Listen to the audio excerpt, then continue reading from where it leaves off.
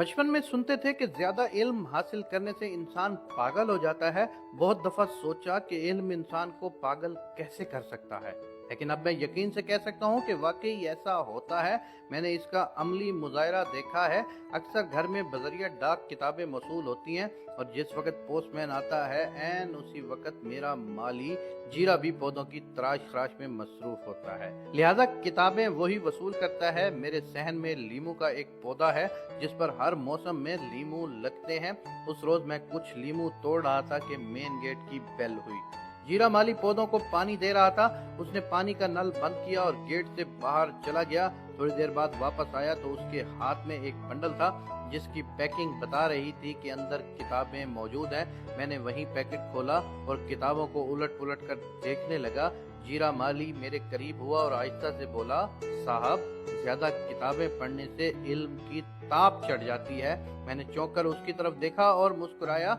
ये सब ख्याली बातें हैं चाचा, इल्म की वजह से ऐसा नहीं होता। ये सुनते ही जीरे माली ने कंधे पर पड़ा अपना कपड़ा उतार कर पसीना पूंछा और गौर से मेरी तरफ देखा। साहब जी, हमारे गांव में एक ऐसा बंदा मौजूद है। मेरे कान खड़े हो गए। कौन है वो? जीरे माली ने दांत निकाले। मास्टर गाँव गाँव। पता चला कि जीरे के गांव में गुज़श्ता 50 सालों में एक ही शख्स पढ़ा लिखा है और वो भी पागल हो चुका है। शहर के किसी स्कूल में हेडमास्टर था, फिर वहां से वापस गांव चला आया और अब हाथ में ईंट उठाए गाँव गाँव करता फिरता है। जीरे माली का गांव दूर दराज के किसी इलाके में था, लेकिन मुझ पर तजस्सुस का भूत सवार हो चुका था। मैंने पूछा कि चाचा, क्या मैं तुम्हारे गांव जाकर उस मास्टर को देख सकता हूँ? जीरे ने कंधे उचकाए। जब मर्जी देख लें, लेकिन हमारे गांव का रास्ता बड़ा खराब है, गाड़ी नहीं जाएगी। मैं जल्दी से बोला, ट्रेन या बस तो जाती होगी। उसने इस बात में सर हिलाया। सिर्फ बस जाती है, लेकिन 2 बसें बदलना पड़ती हैं। मैंने जीरे से उसके गांव का एड्रेस लिया, हवाले के लिए एक नाम मालूम किया और हफ्ता की रात रवाना हो गया। 3 घंटे के तवील सफर के बाद गांव पहुंचा तो शाम हो चुकी थी। रास्ता वाकई खराब था और पूरा इंजर पिंजर हिल गया था। सख्त थकन हो रही थी, लिहाजा गांव में दाखिल होते ही चाचे जीरे के बताए हुए बंदे का पूछा और वहां पहुंच गया। ये बंदा चाचे जीरे का बहनोई नैला था और गांव में काफी असर रसूख रखता था। बड़ी मोहब्बत से मिला और बैठक में खास तौर पर मेरे लिए बिस्तर लगवाया। रात के खाने में उससे गुफ्तगू हुई तो मैंने जानबूझकर मास्टर गाँव गाँव का जिक्र छेड़ दिया। नैले ने कहका लगाया, वो तो जी पागल है, ईंट दे मारेगा। मैंने लस्सी का एक घूंट भरा। क्या वो किसी को भी देखते ही ईंट मार देता है? नैले ने नफी में सर हिलाया। नहीं, वैसे तो बातें करते रहें तो लगता ही नहीं कि पागल है, लेकिन बहस थोड़ी लंबी हो जाए तो अचानक ईंट उठा लेता है। मैंने सर खुजाया। अगर वाकई ऐसा तो मास्टर गाँव गाँव से मिलना बहुत जरूरी था।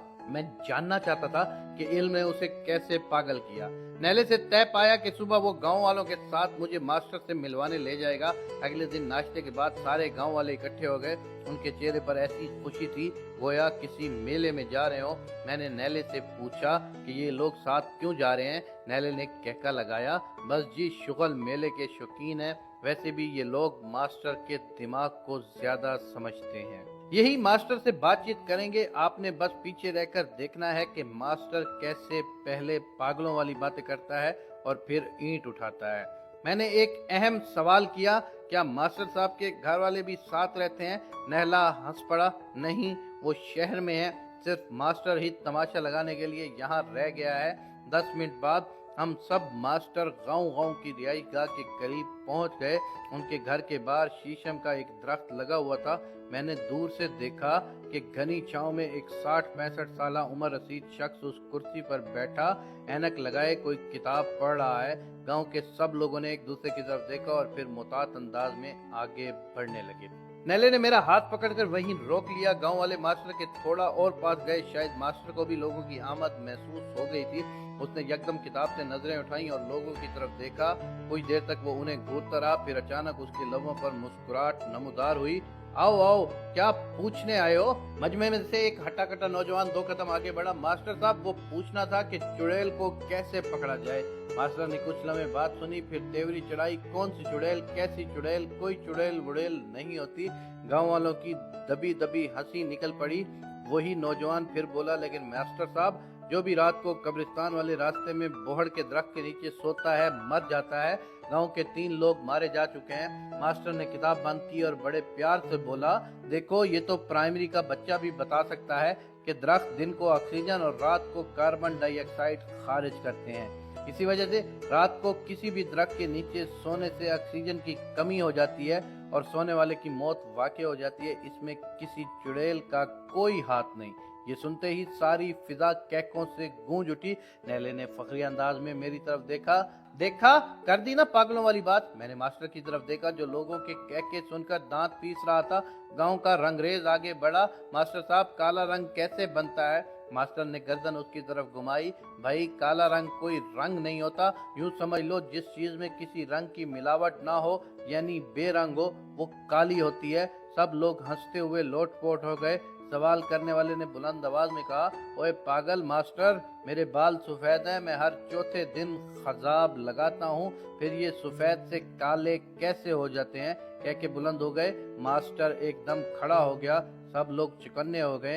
एक और सवाल आया, मास्टर साहब चांद पर खड़े होकर जमीन पर पत्थर फेंका जाए तो कितनी देर बाद नीचे गिरता है? मास्टर के लहजे में बेबसी उमड़ आई। देखो चांद ऊपर नहीं जमीन के सामने है, इसलिए चांद पर खड़े होकर जमीन नीचे नहीं ऊपर नजर आएगी। सबकी बतीसियां निकल आई। यूं लगा जैसे पूरे मजमे को किसी ने मुश्तरका गुदगुदी की हो। मास्टर के सब्र का पैमाना लबरेज हो गया। देखते ही देखते वो नीचे झुका और तेजी से ईंट उठा ली। एक हड़बोंग सी मची और सब लोग पीछे हट गए। मैंने एक झटके से अपना हाथ छुड़ाया और मास्टर साहब के करीब पहुंच गया। मास्टर खतरनाक निगाहों से मुझे घूरने लगा।